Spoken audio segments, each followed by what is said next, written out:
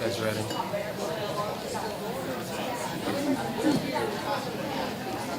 Okay, we ready? Where's the?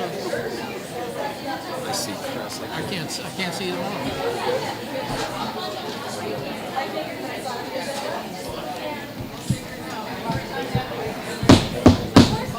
all. Okay, we'll call our meeting to order and begin with the superintendent's report.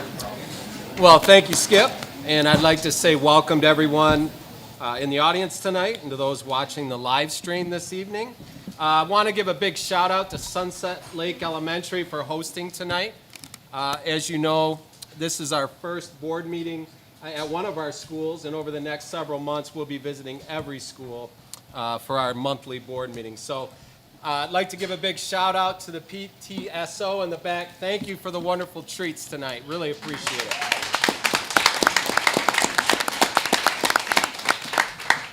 Like to start just recapping last week. I got a lot of shout outs out here to all our principals. We had an outstanding fall homecoming week. What was great about it is all our schools participated. The spirit was sky high. I just want to thank everybody for the school spirit. Obviously, the weather wasn't great, but we did have a fantastic homecoming parade, had the game, and also all the halftime festivities. So just an outstanding week to be a Bulldog. And we won. And we did win. Couple special recognitions this month. First, celebrated every October, National Principals Month is an opportunity to celebrate and honor our incredible school principals for their visionary leadership and tireless pursuit of success for each student. We are so thankful for our VCS principals who work tirelessly and courageously to ensure the safety, security, and well-being of all our students and staff. Leadership does matter, and it goes without question that we are truly fortunate to have such outstanding leadership from our principals on a daily basis. Principals, if you could please stand and be recognized, we thank you for all you do.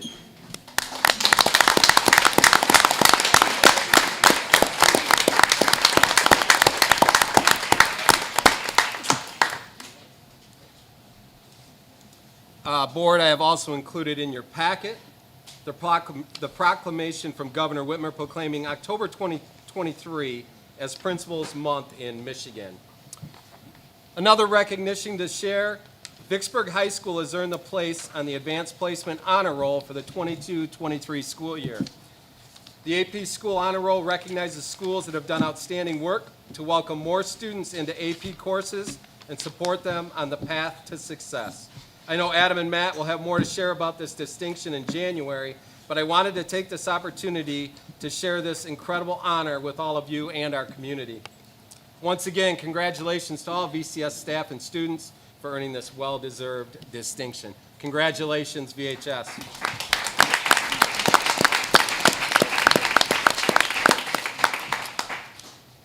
This past Wednesday, we conducted our fall count day in Vicksburg Community Schools. As you know, 90% of our foundation allowance is granted from this count, with the remaining 10% granted during the spring count. Our tentative enrollment, and again, we will finalize these numbers, is 2,697.16 FTE. We will continue to finalize these numbers, as I said, over the next several weeks, but compared to last spring, our count last spring was 2678.88. So based on these numbers, it looks as though our enrollment will be about 20 FTE higher than last spring, so good news. On the legislative front, all remains relatively quiet in Lansing. I would like to draw your attention to the School Equity Caucus newsletter that you can find in your packet. House Bill 4752 has made its way through both houses and is now on to Governor Whitmer for her consideration, and it is anticipated she will sign the bill. Under this proposed new bill, retirees would be able to work for a school district without penalty after 6 months. The current law is 9. In addition, they could return in a smaller part-time manner and can earn up to $15,100 per calendar year sooner than 6 months if it was following a bona fide termination of employment. Now, this bill, if it is passed, it will pass with immediate effect and would therefore become law without waiting the 90 days. And As this goes through and we wait on this signature, I'll certainly keep you posted, but this is good news for retirees. And lastly, I'd like to draw your attention to the important dates page in your packet. October is an extremely busy month here at Vicksburg Community Schools. And one of the highlights I'd like to start with is I'd like to recognize, apologize. Is Sarah here tonight, Sarah Dyer? No, Sarah, okay.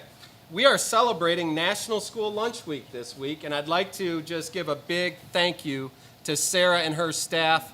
School lunch is such an important time, and breakfast is so important for our kids. So let's recognize Sarah and her staff for the outstanding work keeping the students of Vicksburg fed on a daily basis.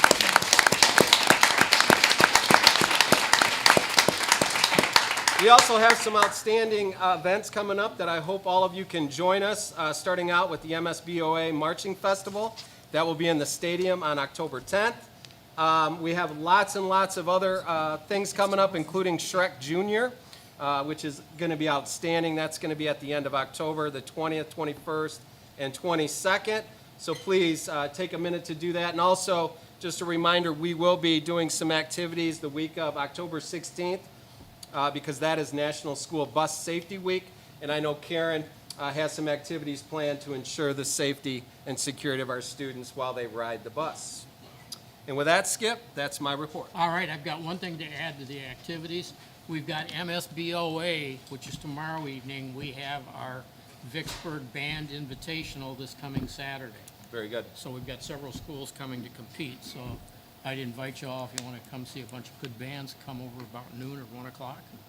Enjoy the day. Thank you, Kevin. Okay, reports and public inquiry, budget and finance report. Steve? All right, good evening. Be a quick report this evening. Just going to do a quick update on the general fund budget year to date, and then we'll talk a little bit about the investment portfolio. So starting with the general fund monthly budget progress report, included in the packet is the report, and this is for the first 3 months of our fiscal year that ended on September 30th. And we've talked, I think, at length in past meetings about some of the timing differences between our fiscal year, the school year, and just how our expenditures sort of ebb and flow. So I won't spend too much time on that. But you'll see that when you compare the current year to the same time period last year, we're tracking along about like we'd expect. Revenues, year to date, we've collected just 3.4% of our anticipated revenue. You'll notice that we still have not collected anything regarding state revenue. And just a reminder that we are now 11 days out from our first installment of state aid for the 23-24 school year. So you'll see that in the report next month. The local revenue is tracking the way we'd expect. There's a significant amount of local tax collections in that number, as well as some of the fees for services like Kids Club, our child care program, and that type of thing. And of course, we're going to hear a little bit about that in just a little bit. On the expenditure side, the instructional budget, we've spent just about 8.6% of that. Our preliminary budget of $1.867 million. And then you can see support services, total year to date, just over $1.9 million. You can see a breakdown there for athletics and community services. So year to date, our total expenditures are just over $4 million. And you can see that, that results in a shortfall, a short-term shortfall, mind you, but a shortfall of $2.75 million. And I'll just take that opportunity to remind everybody why it's important to maintain a stable fund equity, and we've been able to do that. So we are not, incurring borrowing costs, which is a good thing when you look at interest rates and that type of thing right now. Second page of the report just provides a different breakdown on expenditures, what we refer to as object code, and you can see there that salaries and benefits, of course, are number one expenditure in the general fund, and on a year-to-date basis, those total just under $2.9 million. You can see the breakdown for purchase services, supplies, capital outlay, and other. And again, those year-to-date expenditures are just over $4 million. Are there any questions on that report? Okay. If not, then shift focus briefly to the investment portfolio. And again, this includes our investments as of September 30th. And you'll notice that the list of investments continues to get shorter and shorter each month as, we have a portfolio that's designed to more or less mirror our construction outlays. And so, you see that we continue to draw those down. Most investments continue to be in the 2022 Building and Site Fund, where we have just over $8 million. We also have debt retirement funds invested just to maximize our interest earnings. And then general fund, you can see that we currently have just under $3 million in there. We continue to take advantage to the greatest extent possible of the favorable rate environment, at least having money to invest and not borrowing. Our liquid funds are all over 5%. Our liquid, there are two separate funds that we tend to invest in at MyLaugh that are between 5.25% and 5.5%, which is great. We've talked about that at length too. In the last 20 years, we are finally able to earn some meaningful investment income. So. Great unless you're buying a car or house. Right, yeah, very true. Now, that being said, we are preparing to, we'll be issuing Series 3 of the 2022 or 2020 bond issue early next year. And I have initial meeting with our financial consultants, Baker Tilly, just to start talking about that process and start laying out some timing and that type of thing. So stay tuned for more information on that. All right, any questions? All right, if not, then that will conclude my report. Thank you. Thank you, Steve. Community Education Annual Report, Alyssa.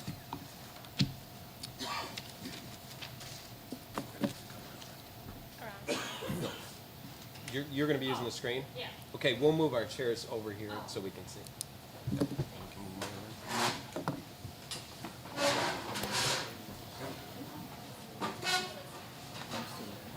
I don't want to. Okay.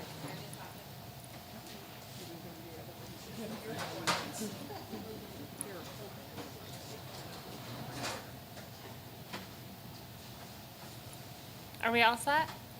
Oh, thank you. I'm Alyssa Thompson, the Director of Community Education.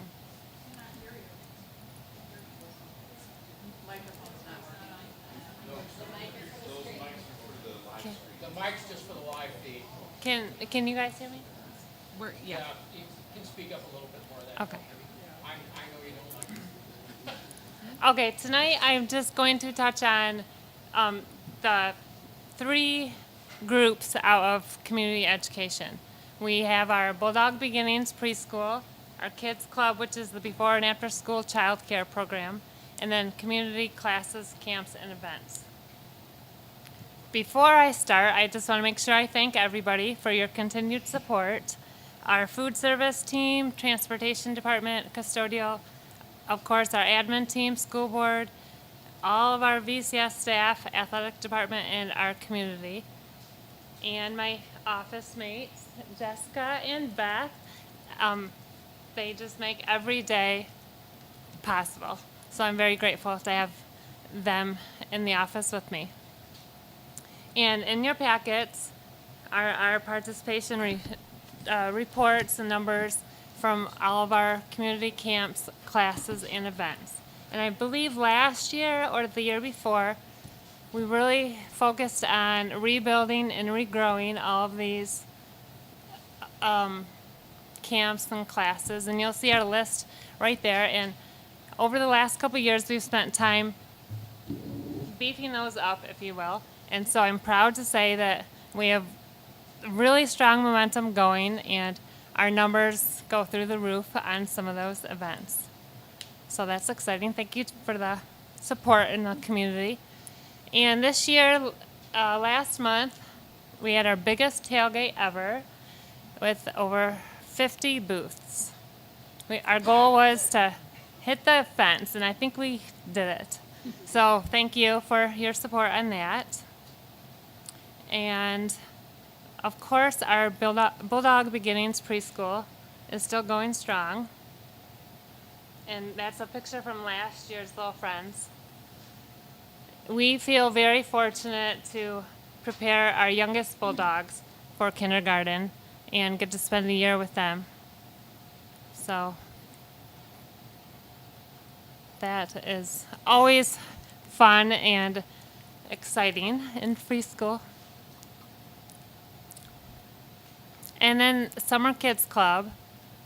This year we completed our 6th summer having Summer Kids Club.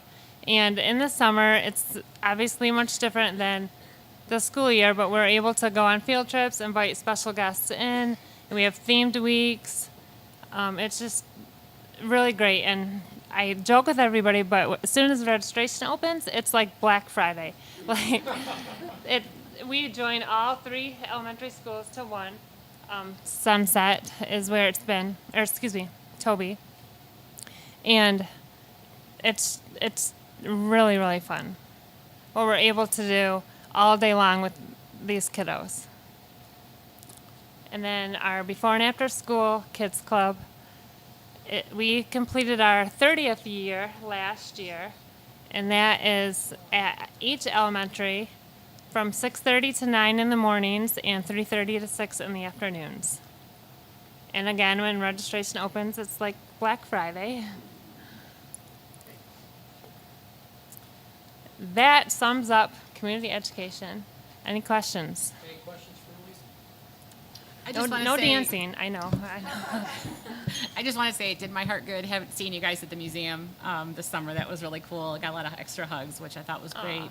And you are right. In our neighborhood, on our community page, as soon as they're like, "Oh, I need after-school care," kids club, everyone's chiming in. So it's a good program.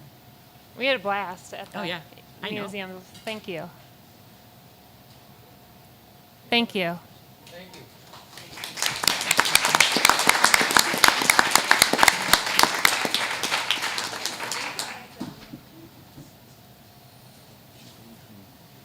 Okay, shortly we're going to have Well, they got changed. Amy McCaw give us our Sunset Lake Elementary annual report.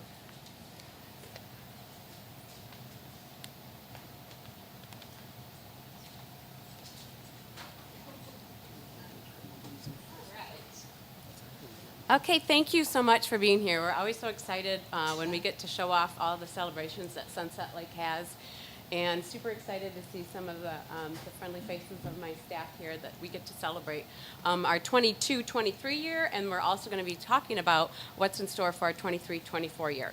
Sunset Lake, we are lifelong learners and lifelong leaders. That has been our mission statement for some time now, almost, I think it's been 8 years now. So we try to live it every day, that no matter what size we are at Sunset Lake, we consider ourselves leaders. I don't know if you noticed our new banner outside. Our staff had some fun with that this fall when we kicked off. And I think it's been a great start. And I got thinking about it, it's one of the first starts we've had in a long time where construction isn't going on, new floors isn't going on. So we've just had a great start to our year, and the energy is high. So we're happy to share that with you tonight. I have to make sure that I know that we already did an applause, but they're going to get another one. Our PTSO staff is amazing. We have our president, Amanda Lindsley, our vice president, Amanda Dusenberry, our treasurer, Jen Goldbach, and secretary, Chelsea Hambright. They are here all the time. They are here helping all the time. They put on this beautiful spread, and I will share a little bit more in a few slides, but I'd like to give them a big round of applause. Thank you. One of the things at Sunset that we're really excited about is the partnership with families. And so before I get into the meat of everything at Sunset, there's a couple slides here that just show the things that we have going on. last year, the PTSO did a nice switcheroo. We've had one annual fundraiser for many, many years, and it's really nice for our families not to be bombarded with candy sales and this sale and this sale, and we really try to agree to one fundraiser. And they switched it up, though. Our walk-a-thon was it, but last year they made it a fun run. They also we had inflatables, we had obstacle courses, we had a lot of fun with music, and so our annual fun run is always in May, and we earn quite a bit of money. It's pretty amazing how much we are able to get from the community support. So our big hearts go out to the community, and that allows the PTSO to do many events for us. With the latest, what we have, it's not really the greatest picture over here, but we have joined the other elementaries, and we also have a sledding hill. So we're excited. We've got the grass planted. We're trying to keep the kids off it for the most part, but I let them do a picture pose right here to keep the grass growing, because we're doing science lessons of erosion, what that means with the rain. And the other thing we did, which is a great idea, and it came from our kindergarten teachers, actually. We've always had this beautiful track here at Sunset Lake. Well, we also now added a track on our early elementary, so that has been fantastic. I know in the spring, our PE teacher is going to be doing some bike lessons and teaching students about riding the bikes, and we're going to use the trail or our track. So that is big thanks to the PTSO due to that fun run and all the support from the community. A couple of the annual events is our Sons of Sunset. We've gone to the K-Wings game. Our Sweetheart Dance, it was packed last year when we did that. And just another couple of things with our community and parents is last spring we had lots of fun. It's one of our families here. They brought the Remax balloon. It was amazing because, again, the lights aren't great here, I'm sorry, but there are people, little people. We were inside the balloon, so it was a blast. It was a lot of fun for that. And we had, they helped us with lunch with the principal. They helped us with our March is Reading Month magic show. We have Career Day last year. Our families and along with our counselor, Shayna Brooks, helped us have our first annual Career Day. That's something we've been wanting to do. And so many of our families came for that, as well as community members. And then also, I wanted to put a shout out to our second grade, who also had many family members in. We've brought back our econ sale. That's been a big tradition here. So lots of great things, and that happens because of the PTSO and our families and community. So thank you so much to our community and our families. Okay, getting into kind of more of the nuts and bolts of school. We always follow under our Vicksburg vision and mission. All students will graduate college and career ready. Even though we're starting with BK, actually our preschool through 5th grade, we are talking about, as I just said, we just had our first career day last year. We are trying to make sure that we are following that vision, as well as the mission, maximize the success and potential of each student. Okay, so this is also something you've seen probably, board members, at pretty much all of our presentations.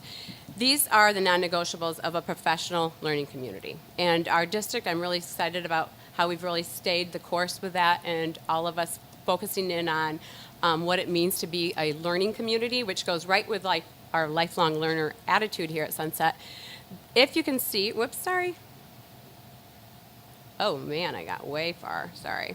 Whoop. Okay, I'm getting all the way. Okay, sorry. I wanted to do this. Right here, it's kind of like a tic-tac-toe board. School-wide multi-tiered system of supports, high-performing collaborative teams, and data mindset. Those are the three big key areas out of that matrix that we want to focus in on. To focus in on everything, of course, but really we want to dig into those three things. And so with that, we also follow our Leader in Me framework. So as the Sunset Lake goes, when we've talked about leaders, we go with our Leader in Me framework. And with that, we have the three core ideas. And I'm really grateful to the leadership of our teachers here, because it's the teachers that run into the different teams. This year, our leadership team is being led by Amanda Lewis. Our culture team is being led by Jill Brayman, as well as our new behavior specialist, excuse me, Allison Bressie. And then our Align Academic Systems is being led by Michael Schimpf. So the staff was able to kind of pick which area they really want to focus in on. And these things are under our continuous improvement for our district, and we align ourselves in those three areas. Siri is talking to me for some reason. Sorry. with that, for tonight, I just want to go in a little bit about each of the areas, and then we will proceed. So, with our goals for this year, collaborative teacher teams. You might see the CTT acronym. You know, at schools we have lots of acronyms. And so with the CTTs, we are going to be really focusing in on our small group instruction, helping students learn about their goals. So if you look on the left, that's kind of an overarching building goal. And then with those 3 core areas that I just spoke about, Amanda and her team will be looking at school-wide leadership roles, which I'll share in just a minute. We have an application process, and we're going to really focus in on quality over quantity. Michael Shimp and his team, we're really going to be looking at the academic goals of not only the independent reading and stamina. This has been something that we've been working on in the Joy of Reading, but also helping the students kind of create some data tracking. And when the students are empowered with their data, when they're tracking their learning, it really goes a long ways. And then Jill and Allison's team, Culture and SEL, they're going to be talking about how to get better at communicating and collecting our data, and talking about this focus of supports with the highest needs. So, quite a bit on our plates, but we're ready for it. So with the first group, the leadership, we do have different things, and I wanted to make sure that I just started off with a big thank you to the district, and as well to the person that's filling this role. The student service coordinator was a position that was that was added last year at Sunset Lake, and Amanda Lewis has been just amazing, trying to make sure that we help all of our students. And so her area as student service coordinator, not only is she helping us during the day, but she's reaching out to our families on a regular basis all the time, connecting different services, connecting resources and lesson plan, like behavior plans, all the things that we need. So she has been just a gem, and I thank her so much. Along with our leadership at Sunset, we have a building lighthouse team, and that team meets with us. We meet and we try to talk about those goals that I talked about. And then we also have a student lighthouse team that we're going to be able to hear from this evening. And our family lighthouse team is really an area that we're going to keep growing on. With COVID, it really took it impacted that. So we are really happy to get that going again. Student leadership. This is our pride and joy when we think about Sunset Lake. We are looking at peer mediation. So right here are some students that are doing peer mediation. They help students do conflict resolution. We have student-led conferences. We want to make sure that when we do the conferences, the students are able to talk about their own learning, and with that, they use leadership binders. Every morning we have every morning our students are leading our morning announcements. We have student-led assemblies, and different roles might be the safeties. If you can see this picture up here, the students are in their little safety vests. We have referees and the different action teams that we're going to be looking at. Again, it's going to be quality over quantity. This one right here, she's holding up a birthday card because we also had a birthday crew, a celebration crew of students that would just celebrate students' birthdays in the building. So trying to make sure that we focused in on some celebrations and helping each other, help everyone feel important. So with that, along with our student leadership team, we have Student Lighthouse team, and we have a couple members here. And they're going to be able to just share a little bit about their experience. Amy, can you have the mic lower a little bit so we can pick them up? Yeah. Or you got And them? we have this one for them. Okay, great. I'm Alicia Zager, and I am actually one of the Student Lighthouse team coordinators. I do that with my colleague Jessica Moten. And so we get the privilege of working with kids like this, a group of 17 of them actually, quite often in our building. And we have I first want them to introduce themselves, and then I have some questions that they have prepared for you. So, name and grade. I'm Dean and I'm in 3rd grade. I'm Michaela and I'm in 4th grade. Great.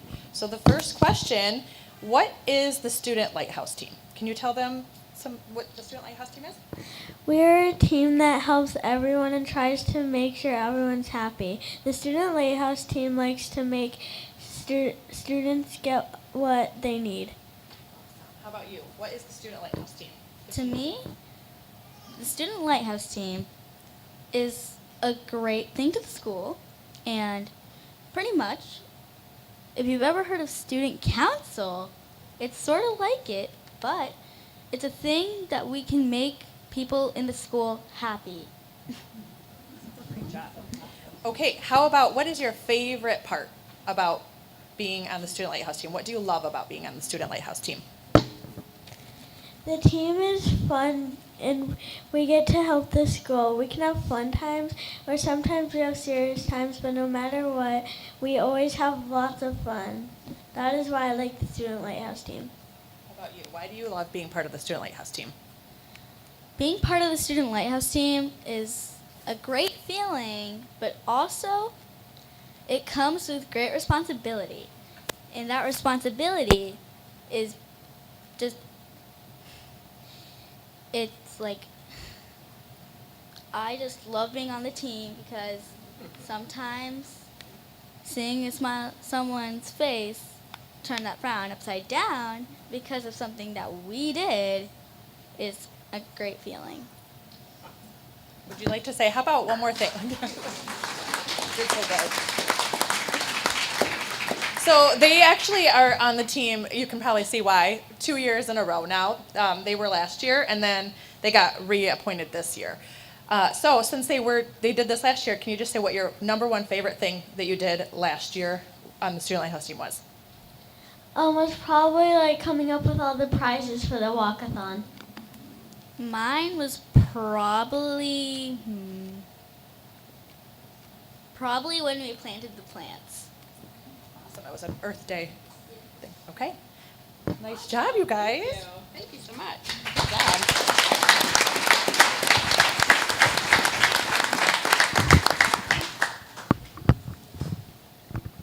I want to make sure I put this in right. Okay. All right, that was amazing. Good job. One of the things that they also did, I thought that might be something that they mentioned, is there is another Gull Lake Intermediate School. They have a leader. They are also a Leader in Me school, and they were having a leader day, and so it was some of the staff members and myself. But they actually, our Lighthouse members, mentioned about wanting to go. So I contacted Gull Lake, and we're like, well, this is a leader school, and so the student leaders want to go, and it actually started something. So their Lighthouse team and our Lighthouse team were able to connect, and now this year we hope to have their Lighthouse team come to Sunset. And so when we have, you hear of that sometimes the visiting at the upper grades, but our leaders really at the elementary are like, well, we'd like to do that. So it was a great learning experience where they got to learn a little bit about what they do at their school. So, and they do service projects down here. Whoops, sorry. Keep hitting the wrong button. There's a picture there where they're in a meeting. They're very interactive, and they sit in a circle, and they have great conversations. So when we think about our leadership for this part, for future action steps, looking at our action teams, growing that. As I mentioned, we want to grow our Lighthouse engagement, do a little bit more with that. We do want to hold a leader event, having people come and get to see us in action, and then continue that awesome Lighthouse engagement with all the families and the students. So that is our first core academic area, being led by Amanda Smith. Amanda Lewis. I don't know who Amanda Smith is. I don't Sorry. Okay. Second area, academics. We are going into, this is led by Michael Shimp, and the MTSS, I'll show you that pyramid once again. You've seen it many times where it's different tiers of support that we give. That PLC data focus, I'm super excited. As I mentioned, our district this year, every week for 30 minutes, our teachers are committed to having a data talk. They are really focusing in on sometime during their week, they're going to be talking about the data from their students every week, and they're going to collaborate. Many of my teacher goal meetings that I've been having is talking about what they're going to do with that data, talking about small groups and how to have our students have some of the goals based on that. So this area, when we talk about PLCs, board members, you may have heard us talk about the 4 questions, but we're always asking ourselves what we want our students to learn. How will you know if they've learned it? What will you do if they already know it? What will we do if they don't know it? So we're really focusing in on all parts of the academics, also looking at extensions. And at Sunset, we have win time, which is what I need, and so we'll talk about that.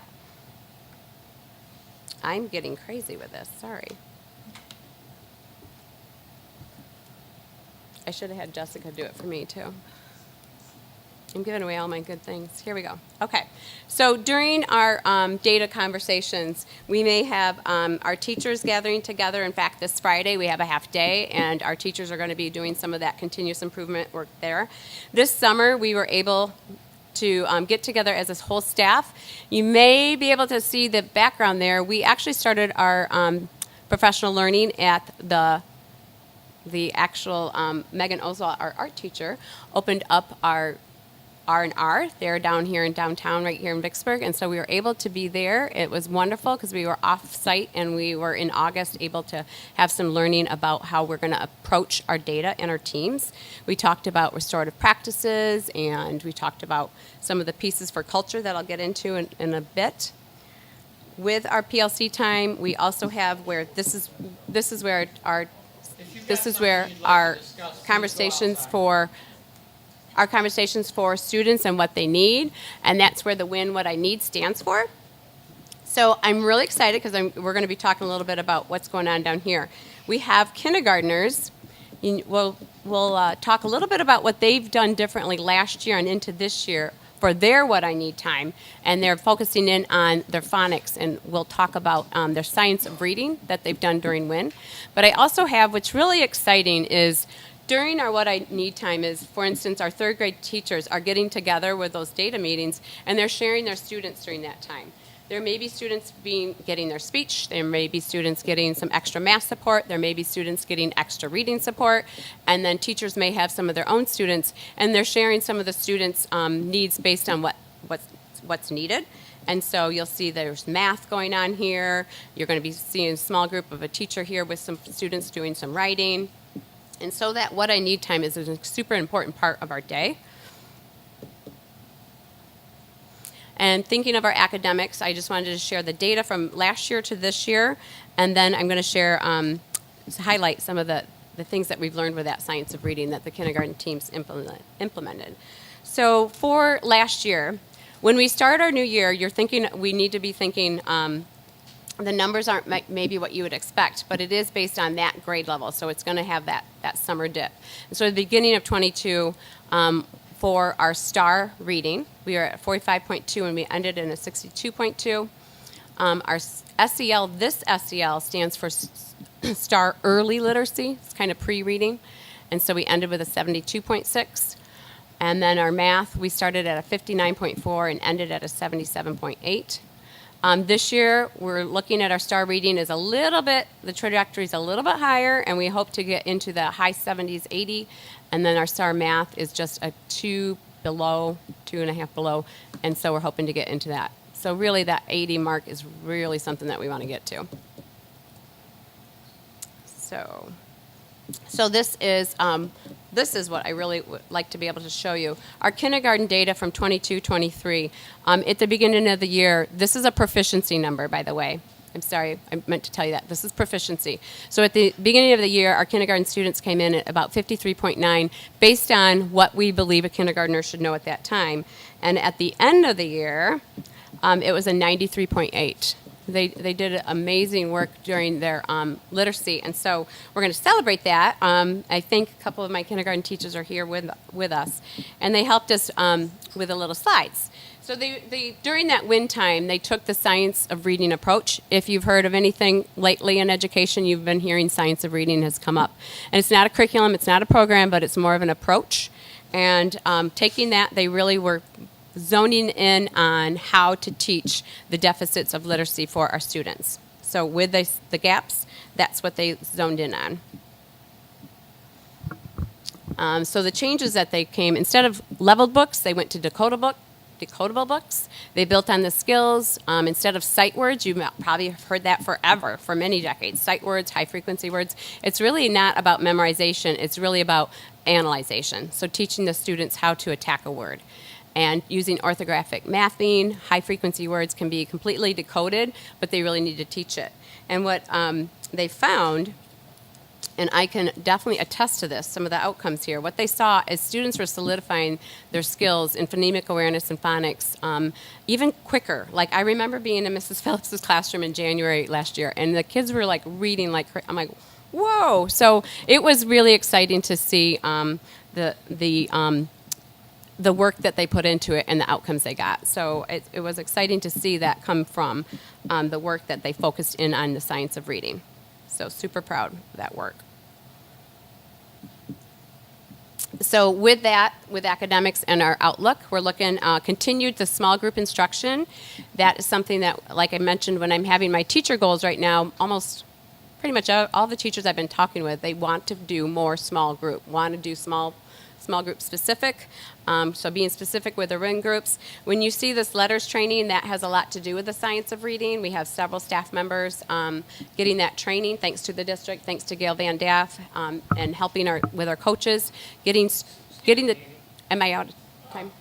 I don't like the discussion that's going on here, and I expect more respect out of the state representative than that to interrupt the principal. It's all going like so you can't hear these people, right? Well, you're not going to talk during our meeting, you're going to have respect.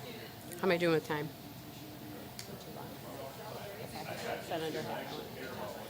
Thank you.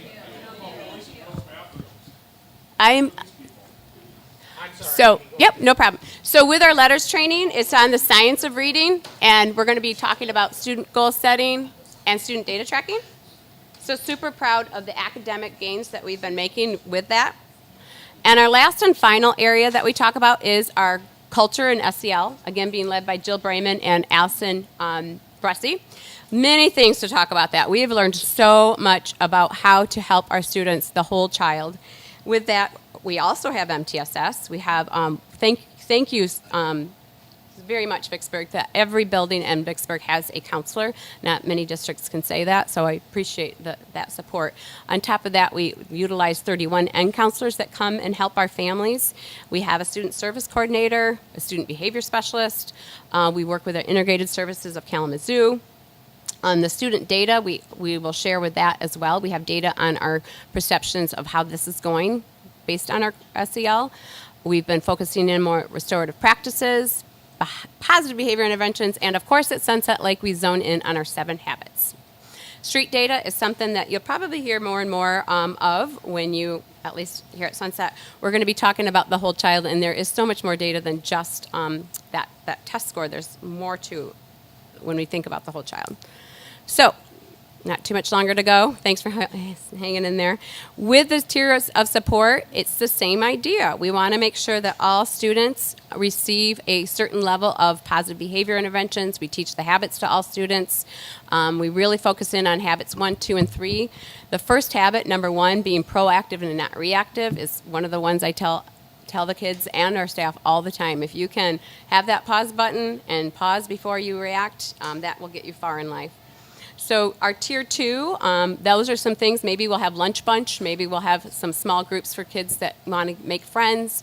And then our tier 3 are those students that might need even more so. They're going to need all that plus even more individual behavior plans. And so lots going on here at Sunset in the area of culture and SEL. We do community circles every morning. Here's an example of kind of what community circles are. We have calming corners in the classrooms. We kind of partner up older students and younger students, sometimes as a buddy system.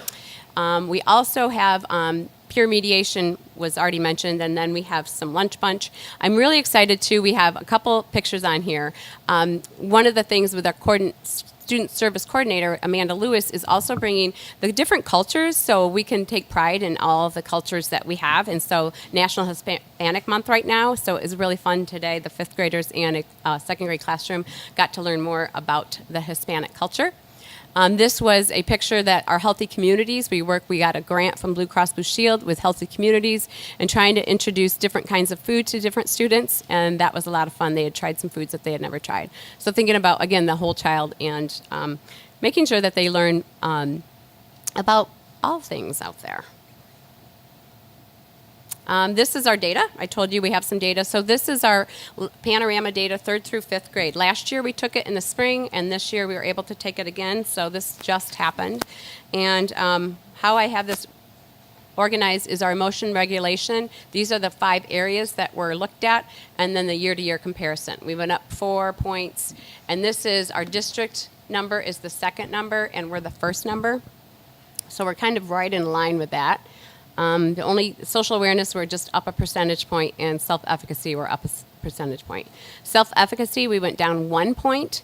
Interesting, when you look at those questions, it has a lot to do with being able to do hard things, like believe in yourself, being able to do. And Mrs. Lewis and I were talking a little bit about that. And, you know, I could use some of that. I can do hard things or something. So really, the final part is just talking about this third area, and what we want to do in the future is continue building those supports based using that data. Now that we have Panorama, our district is using that, so thank you again, board members, for supporting us with that.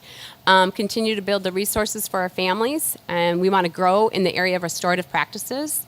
We want to grow in the understanding of different cultures and backgrounds, and that precedes our 23-24 presentation for Sunset Lake. Board members, do you have any questions?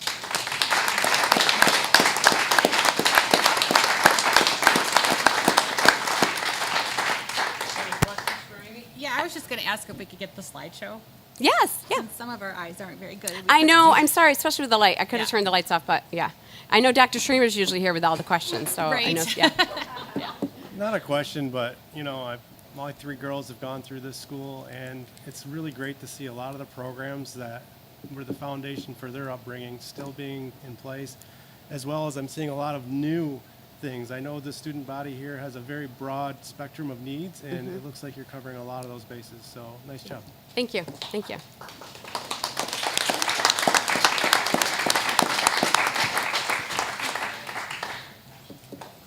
Okay, now our return to learning plan. Gail?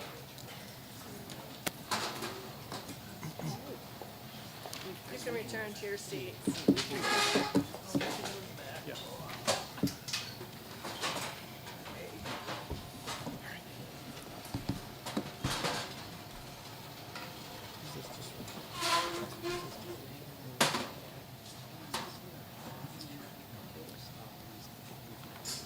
So in your packet this evening, you have a copy of our October Safe to Return to In-Person Instruction and Continuity of Services Plan. So this is a requirement, or is a requirement with the ESSER funds that we received, the federal funding that we received. We need to share this report, or this plan with you. Okay? We need to share this plan with you. There we go. We need to share this plan with you twice a year. So we provide it in October and again in April. So the first part of the plan, there were no changes. This is a section that relates to the health and safety of our students and based on the pandemic. So we continue to comply with the Kalamazoo County Health Department's guidance, and will continue to do so. The second part of the plan relates to our instructional planning and implementation. And so we continue to provide full in-person, 5 days per week of instruction, grades pre-K through 12. We have continued with those additional supports. Over the last couple of years, we've invested in some supports, and some of those Amy spoke with you about, counselors and student support specialists. So those were added. Some intervention supports were added. We continue, we're staying the course with those additional supports that we added. Sorry. And then, yeah, so all the additions are listed there on the back. So no changes to that is either in terms of our instructional plan for this school year. What questions might you have? Did too good a job. Mm-hmm. Yeah. Anything else? Okay, Why thanks. don't you, Gail, why don't you leave that mic right there so that when we get the public comment.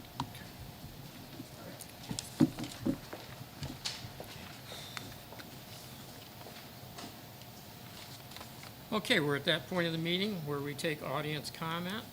We will limit the comments to 3 minutes, and I understand we've got some state representatives that would like to address us also. I would ask that you give us your district number and also the location of your district when you address us. First person that wishes to address us is Christine Augustine. I don't really want to be first. I would prefer to one of the state reps, but I would like to be a couple. Okay, well, I'm just kind of taking them in the order they're I signed know, up. I signed up. I know.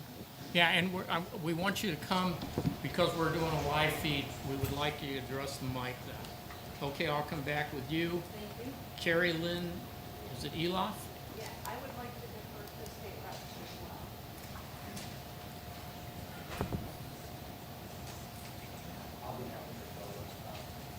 well. Okay.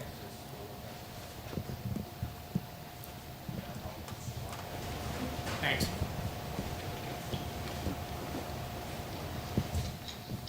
Thank you.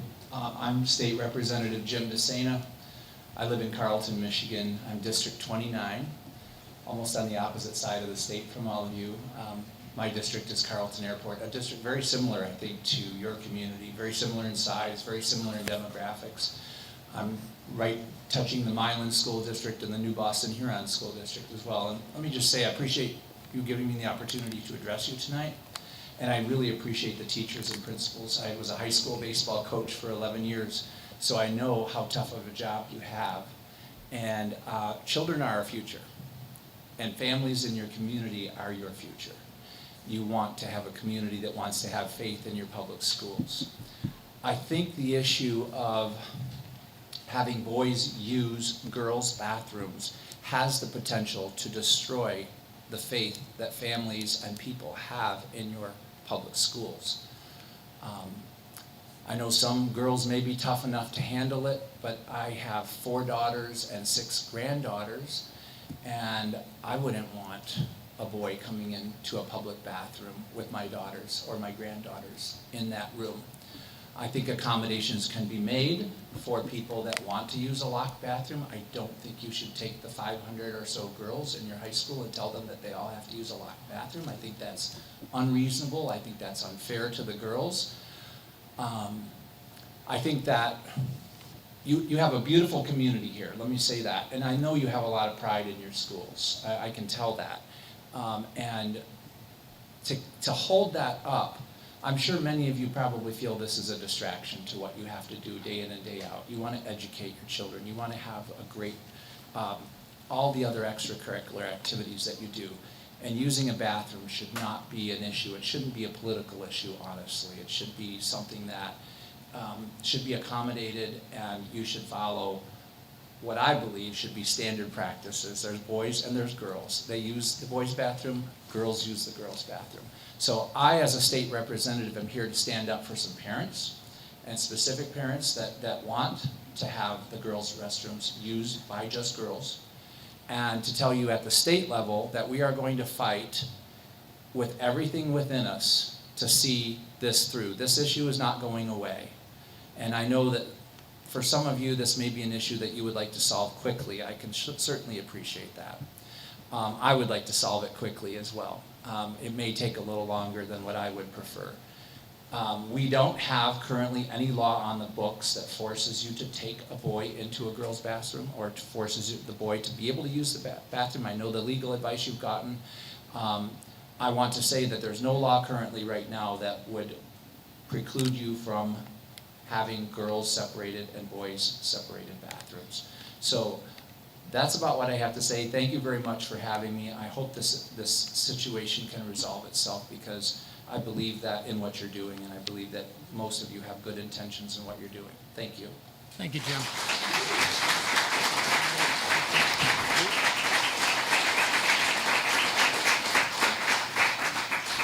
Okay, do we have another state representative that wishes to address the board?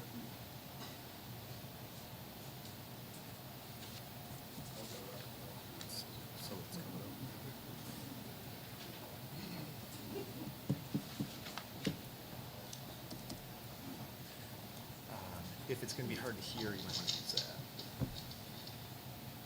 Hello, everybody. I'm State Representative Steve Cara. I represent the 36th district just south of here. Actually, part of Vicksburg Public School District goes into St. Joseph County, which is the district I represent. And for those of you who don't know, I am the chair of the Michigan House Freedom Caucus. Freedom is something that I take very seriously. And I know people here have heard of Lady Liberty, or the Statue of Liberty. But there's another one, less known, called Lady Justice. And Lady Justice has a blindfold on her eyes, and she has a scale. And when there's conflict, she has to weigh that scale of what's more important to protect. And when we're talking about this issue of the bathrooms, and a boy going in the boys' bathroom and being reserved for the boys only, and the girls going into the girls' bathroom and being reserved for them only, if we're going to try to protect the rights of an individual or a couple individuals to wrongfully go into the wrong bathrooms, which is not the gender or the sex that they are, but that they're identifying as, you're violating the rights of all those girls who want to go in and not be exposed to indecent exposure. If an 18-year-old boy goes into a bathroom where a 14-year-old girl is, that's going to have an impact on a lot of these 14-year-old girls here in the school district. That's an undue burden on these girls. Or they can go to the private bathroom and use one, but if they have a 4 or 5 minutes to get to the next classroom, that's going to make it more difficult for them to get to their studies on time. So I encourage all of you to look at freedom through that lens. As the chair of the Michigan House Freedom Caucus, I take freedom extremely seriously. I think I have the best voting record on freedom. And you do not have the right to violate these rights of these girls. It is not...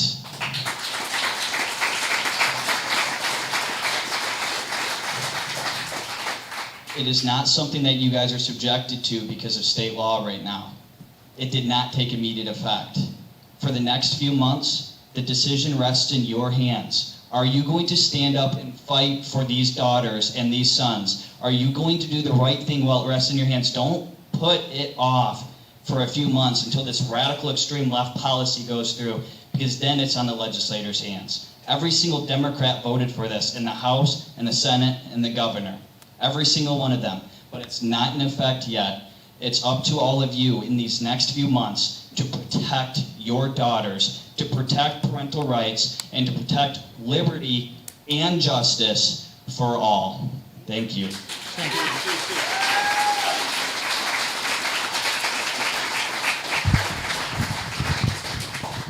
You know why they're fidgeting and all nervous and shaking tonight is because you guys are here, and great job. I'm looking forward to the day where every single one of you is challenged and replaced, because you are not a match in this district. You are not a match to this community. What you're doing to our children is vile. Excuse me, did you... And I'm going to be working with all these people here to take out each one of you guys to replace you. Excuse me. Yes. I asked that you identify your district. State Representative Matt Maddock, M-A-D-D-O-C-K. Where is it located? Oakland County. Okay, thank you. Continue. Replace them all, guys. Every single one of them, and the superintendent. You can do it.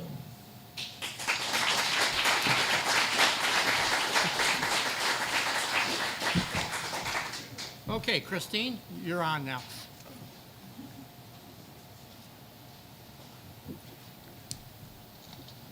Thank you very much. Hello, board members, teachers, parents, thank you all for being here. I will keep it fairly brief, but I heard somebody say when I was coming here tonight that it's just about a bathroom, and if they would just agree to use the unisex bathroom, this issue would go away. It won't. It won't. This is a push. This is a well-funded push nationwide. I would venture to guess that there are indeed grants. Am I wrong? There are probably state and federal funds, probably nonprofit grants, probably ESSER funding, things like that that are going into this push. This is well coordinated, this is well funded, and that is why sometimes our words fall on deaf ears. That's why we have to take things to the courts. That's why we have to do this, because we will come to these school board meetings, we will come to our township meetings and be ignored because of the funding and the push that is behind this. It is not just about one person, it's not just about one bathroom. It is a nationwide push, and I urge you all, you are going to have to go to court. You are going to have to back people who go to court to get rid of these things. Do it. I would venture to guess, hopefully, that every teacher and board member in this room got into education and is on the school board because they wanted to support kids and support education. That's hopefully why you all are here. And in trying to support this transgender issue, you are thinking that you are helping kids. Research followed out 15, 20, 10 years later. People who have done medical transitioning are 20 times more likely to commit suicide. You are not supporting them. You are not supporting them, you are not supporting the girls. Someone has to be the adult in the room, has to be the parent in the room, and stand up and say, enough, enough. Go to a good counselor. If you want resources, I'm happy to give you resources, sexchangeregret.com, where there are 10,000 visitors there. Reddit, DTrans, 51,000 members on that one. There are resources out there. It is not too late. Be brave, okay? If you believe in this, you have no business being in your role. If you don't believe in it, be brave, say no.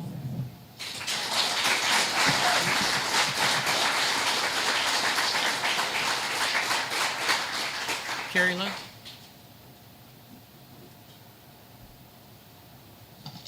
Thank you very much for allowing me to speak. I just want to say, according to the U.S. News, Vicksburg High School rates are at 61% reading proficiency and 39% mathematic proficiency, yet the high school graduation rate is 96%. The chief purpose of school is to train our youth in reading, writing, and arithmetic, not the cultural training center. Many teachers are trapped with their eyes off the road, straining in the peripheral when they need to keep their eyes on the road. And so because they're not able to do so, there's a crash. I do want to say to the parents in the room, you do have a choice. Vote with your feet if they're not going to change. There's great education programs out there and great curriculum. I want to tell you the tale of two traumas. Number one, the war against girls, sexual assault. A young man goes into a bathroom identifying as a girl, but is still highly, he has all the hormones of a young man, and that girl's life becomes destroyed. You're looking at a lady who at 5 years old got her innocence taken away. And I had to live with that for my life. I've found forgiveness and I've given forgiveness, but as somebody who has walked that course, I can tell you it doesn't go away. The second war, the second trauma is a trauma and a war on the boys. Because you have a young man that goes into the bathroom, but you have a young lady that needs to have, she's looking for attention. And so she cries rape. You've just destroyed that young man's life. Because on the other side, I've walked that nightmare with somebody as well who was falsely accused, unjustly charged, and wrongly convicted. Prosecutors can, and they do, bring forward charges without any evidence, without any investigation. They can, and they do, inflate charges in order to get a false plea conviction coerced by fear. Most likely they will end up in jail or prison, but that doesn't stop because when they get out... You're at 30 seconds. Okay, thank you. When they get out, they are subject to sex offender registry. Good luck finding a job, good luck finding a house. This young man's life is done forever. And so I ask you to take that into consideration for these young men and these young women and protect them. Thank you.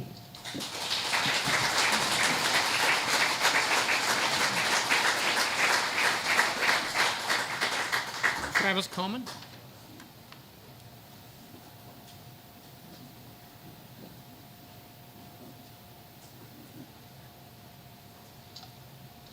Good evening, everyone. I am a father in Vicksburg here with 3 daughters in the high school system. I'm also a local pastor in this area, and I have to just say, I've been outraged the last couple of years, and last year where there was at the middle school, and my daughter was in the middle school, there was a gay pride event that happened there with a flag. You probably all remember that event quite well, and I spoke to you, Superintendent O'Neill, and you told me that the school is about education and education alone. You weren't into pushing these ideologies of the LGBTQ. And we had a discussion about my Christian faith and how that ideology is not accepted in the schools, and neither should this. But yet, all the teachers that my daughter had still had their pride stuff up on the whiteboards. And that is not acceptable to me. And now we have the bathroom issue this year. And I would just say to us parents and to the school board, it's time for this to change now. Now, you may say that you don't have the right to talk about this, and in good faith, I could give that to you, that you thought this law was in effect, but now that you know that it's not, I just ask for a show of hands, who in this moment would actually vote to put it back to biological boys and biological girls? I just want to see a show of hands. Who would support turning it back? Place the law, every single one of them, guys. Right now, this is being recorded, and I just want you to know that we're using this to choose who we will elect next time. Because if you won't raise your hand to support, we will be I'm about replacing ready you. to have you removed from the meeting. That's And your so, last notice.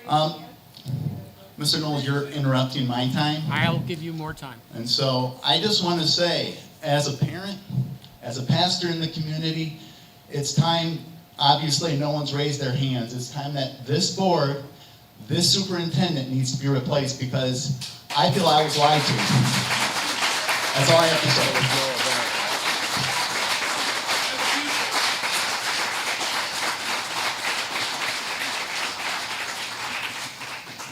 Rich?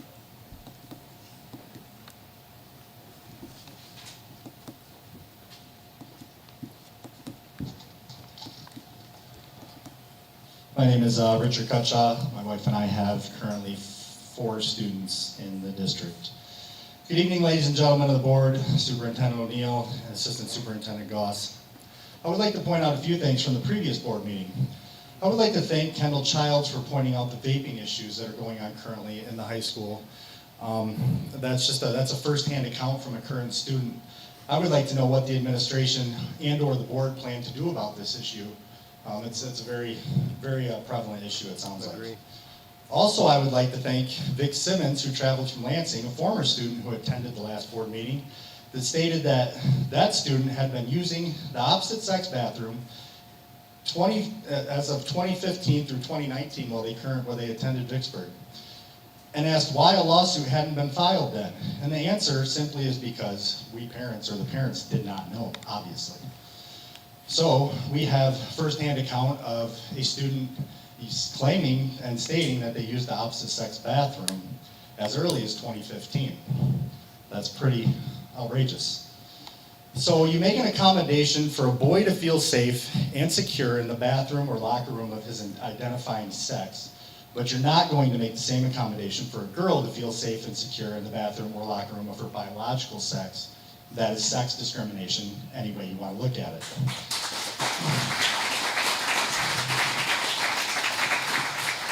We take your job very seriously, and we would expect that you would too. Your primary function as a board is making a safe environment for all students, and your dereliction will not be tolerated. We, the parents, ask you to put a stop to boys from entering girls' facilities immediately and vice versa. That allowing such things to happen to our female students is a direct violation of Title IX. If you will not hold up to the already set laws of Title IX, the supreme law of the land, then I would respectfully request and demand that the entire board and administration resign from their positions effective immediately.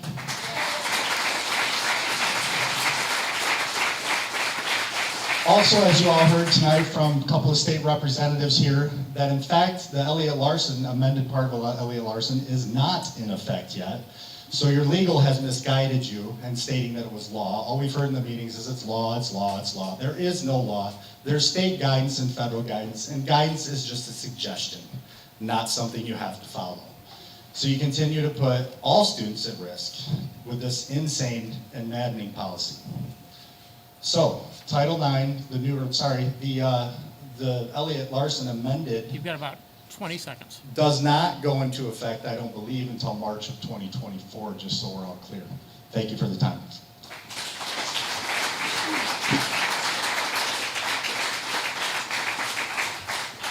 Okay, I have a Holly, but no last name. Could you give us your full name when you get up? Please.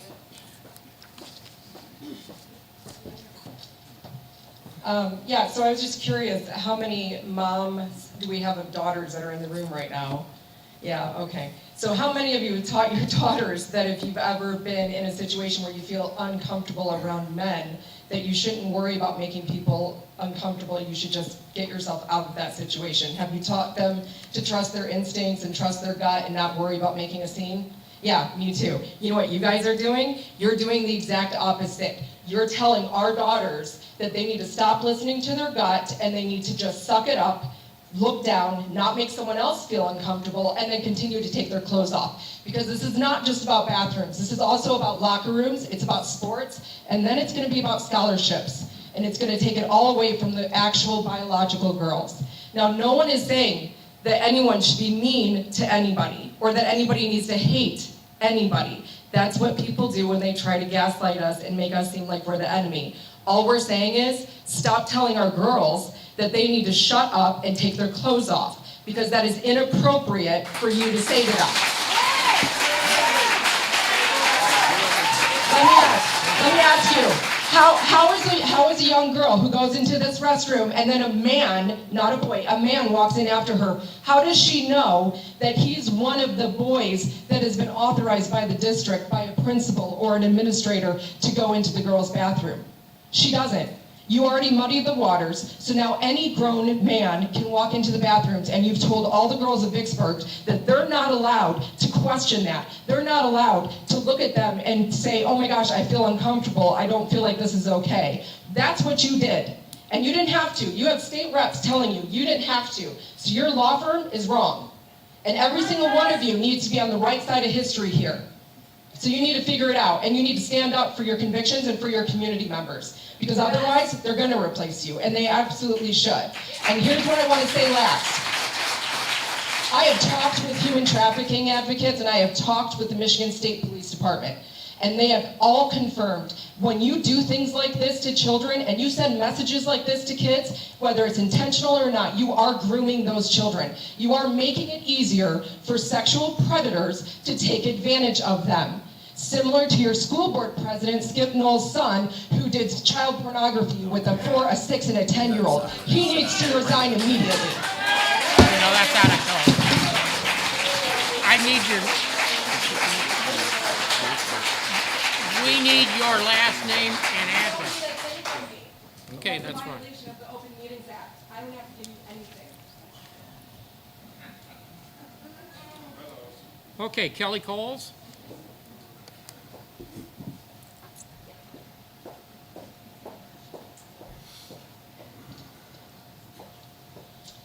Hello, I'm Dr. Kelly Coles, and my comments are directed at the school board.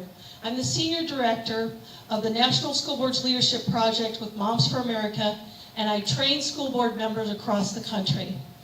When asked how letting boys use the girls' restroom, locker rooms, and play girls' sports is harming girls or is abusive, you should know parents across America are reporting tens of thousands of incidents where their girls are so traumatized that at the very least they avoid using the bathrooms, locker rooms, and playing sports. Our female students who are exposed to these bizarre new district violations of common sense, federal student protections, and are negligent and our dereliction of duties are suffering from sleeplessness, self-destructive actions, anxiety, anorexia, antisocial and reclusive behaviors. All of these indicate trauma. All of these are due to false narratives that Title IX has been changed and the girls are no longer protected. Title IX has not been changed, and it exists as the law of the land. Childhood trauma and teen suicides are on the rise. Recent national reports indicate that suicide rates have increased 60% since 2011 among young people. This coincides with the use and introduction of social emotional learning in our schools, shoved down our throats with curriculum in lieu of real academics in 2010. Frequently, we are now seeing more and more bizarre actions in our schools to further confuse, frustrate, and traumatize our students.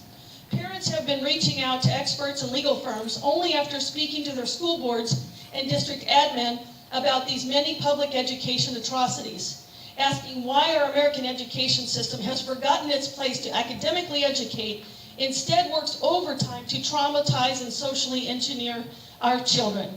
School board, it is your job to protect the students entrusted to your district. It is your right to seek outside legal advisors, especially when yours is clearly one-sided and fails to give you all sides of the discussion on the decisions that you are having to make. In our training, we teach school board members about their rights and their responsibilities. It is your right and your responsibility to sift through the rhetoric, the diatribe, and the input from all sources. First, find a legal counsel that will put the interest of your students first. Secondly, it's time for you to speak out for those you represent and make statements such as, for the record, I will not be found complicit in violating a federal act of child abuse or neglect or putting our students in harm's way. 30 seconds. I reject the unwritten policy that allows opposite-sex students into private spaces and sports of the opposite sex. You have the right and the responsibility to speak your opinion. You do not have to speak as a united front or as if you are one. You are not. If the Michigan citizens wanted just one voice, they would not have 7 of you sitting up there. Time.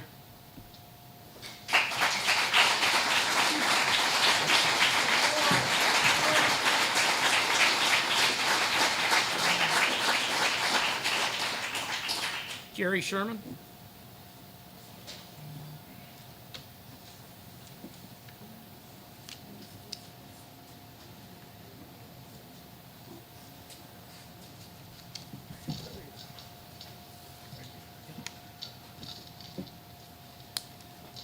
Well, it's been, my name is Gary Sherman. I've lived in the Vicksburg area for a long time.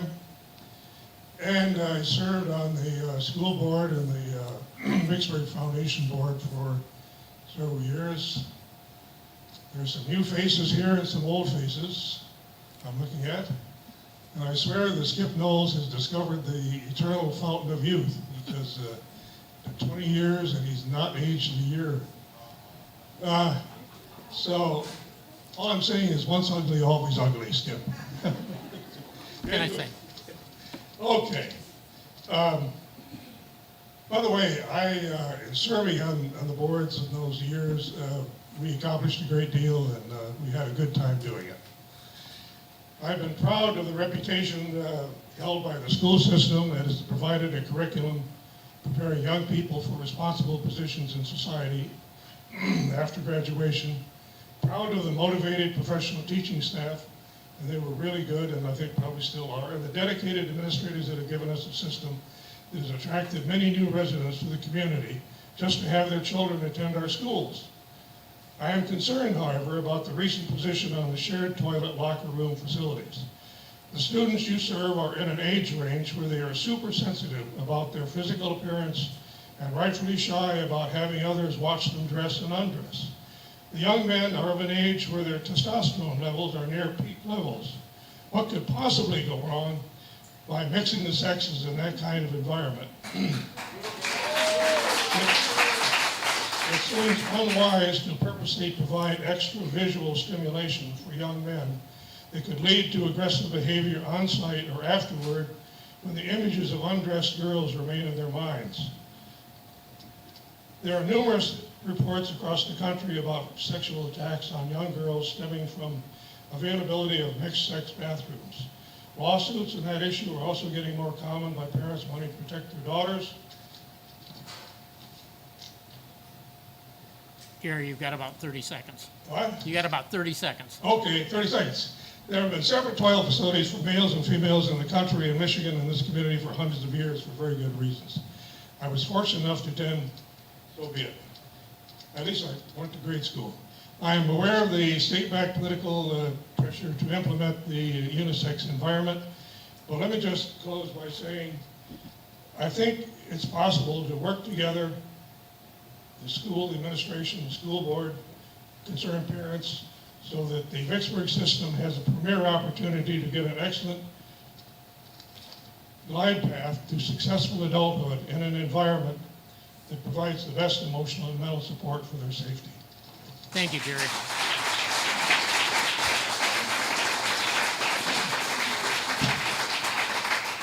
Lisa Hostetler? Is it Lisa or Terry? Lisa or Terry Hostetler?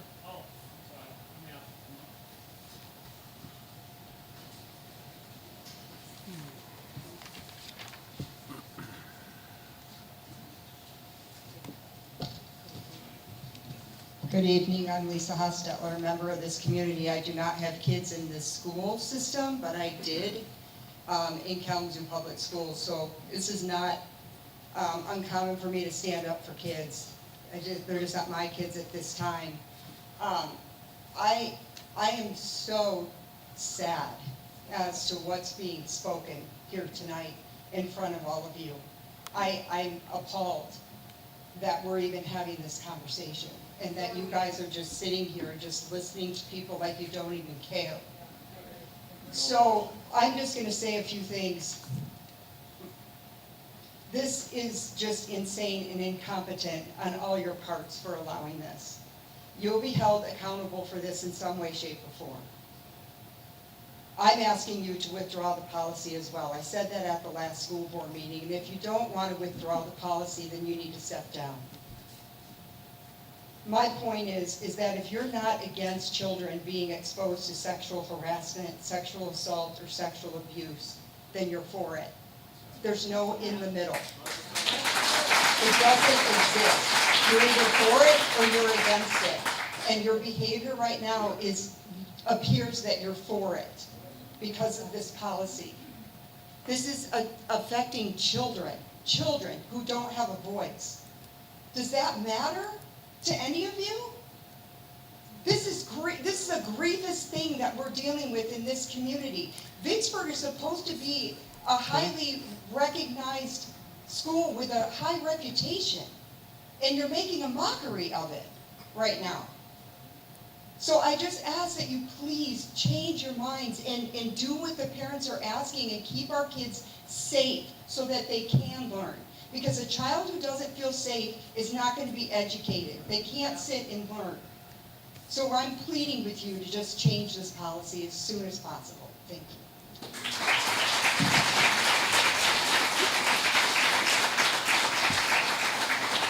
Was there somebody else that wished to address the board?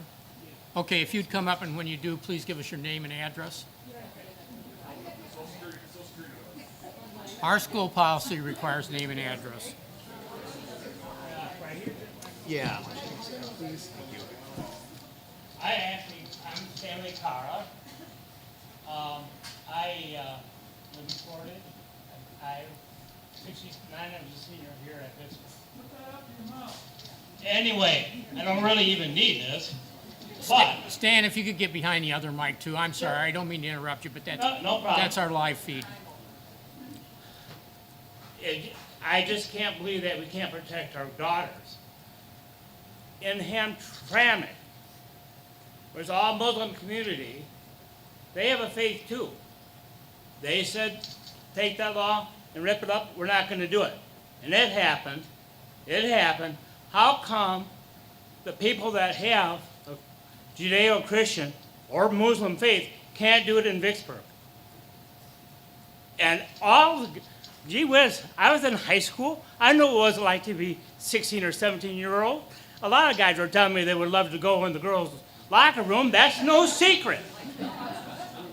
And come on, we know better. I also have many daughters and granddaughters. I like them all to be protected from years to come. And it makes me shudder to think we will come that far. Come on, let's protect the girls and the boys, because it's going to hurt the boys too. Thank you. Thank you, Stan.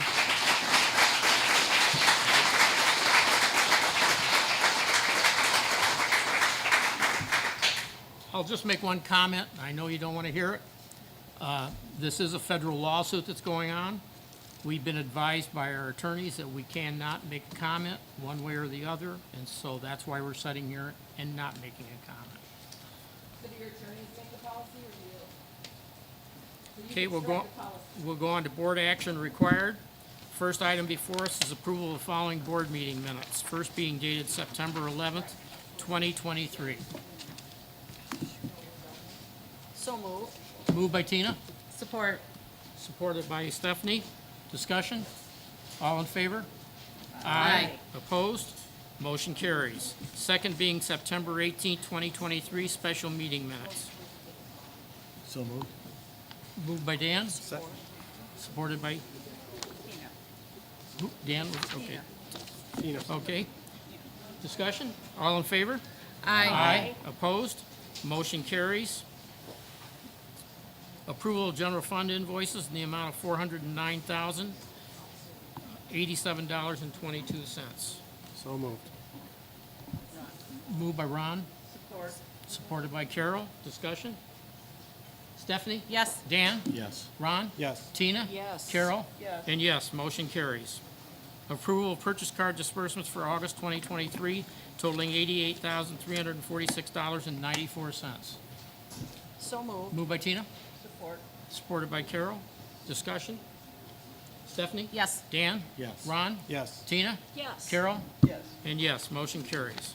Item D, first reading of approval, Vicksburg Community Schools Policy 9700.01. This is a roll call vote. No. That, oh, okay. Yes, it is. Okay. All right, do we have a motion? Yeah, I'll move. Moved by Carol? Support. Supported by Tina. Discussion? Stephanie? Yes. Dan? Yes. Ron? Yes. Tina? Yes. Carol? Yes. And yes, motion carries, and on that, we stand adjourned. Excuse me, don't you have to read the policy, at least the title, don't we get to know what the policy is? I mean, that should be something public. It is.